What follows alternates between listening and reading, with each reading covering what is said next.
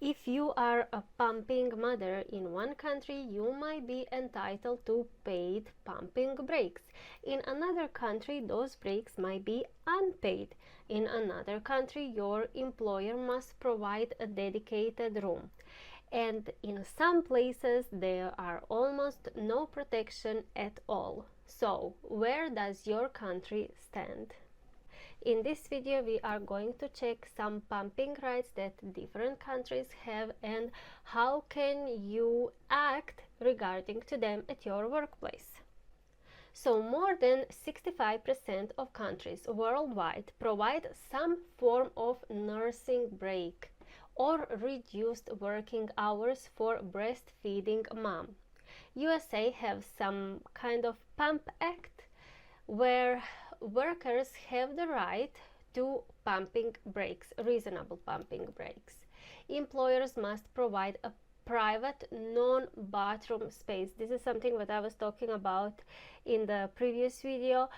You really have to protect yourself and your child, and don't do it in the bathroom if you live in that kind of country that will protect your rights as a mother.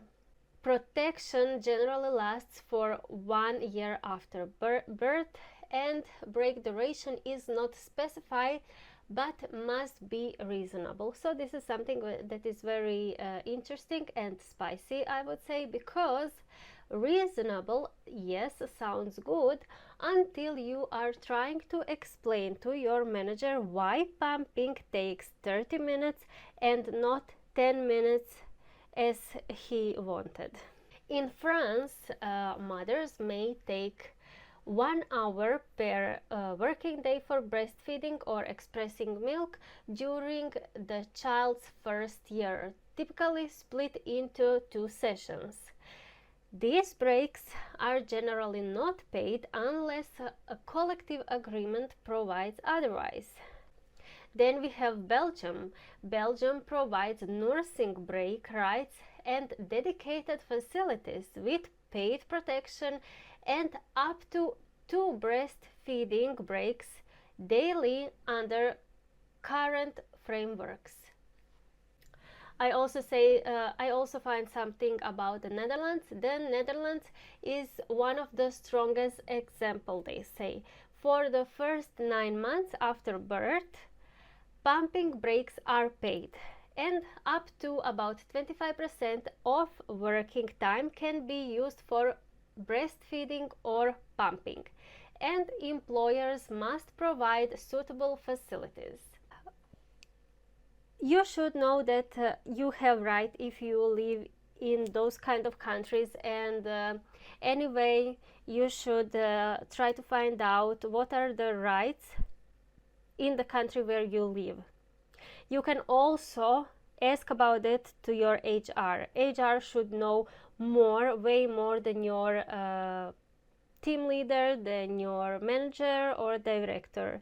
So always ask HR when you are not sure about your rights. They will, at least in my from my point of view, they always give you the correct and current data, so that you can at least rely on the facts that they are providing to you. Then I know that there is a big deal with when exactly in the day you have to go to pump. I wasn't breastfeeding myself because I didn't have enough product. Let's say like that. I didn't have enough product. Manufacturing didn't work properly. So my breastfeeding lasts for 1 month, and after that I stopped. So I didn't have this issue of pumping at work, but many of my colleagues, I know because we had the baby boom at my workplace, so I heard many times that moms first have to take a meal, then after that they have to take minimum like half an hour of not stressing time. So that means no calls, no meetings, no presentations, like just relaxing tasks, and then after that they can go to pump, because in that order their baby will get the highest quality milk product. And this is what you should also be aiming for, so that your child will get the best, highest possible quality milk that you can provide in your manufacturing facility. Yeah.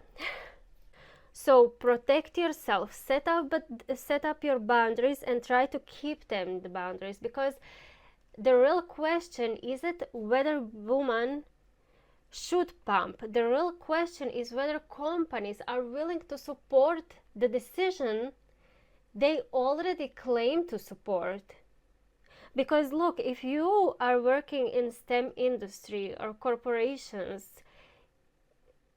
somehow traditionally those are still male environment usually. Yeah, they almost don't have so much experience with breastfeeding, with mothers, women working, so they will not know. You have to tell them what are your needs, and you have to tell them what are your rights. Set up the boundaries and stand after them. Breastfeeding doesn't stop when maternity leave ends. For many women, that's exactly when the real challenge begins. It's your decision. If you want to continue breastfeeding and you see this is the best thing that you can do for your child, then continue providing the highest possible quality milk product for your child.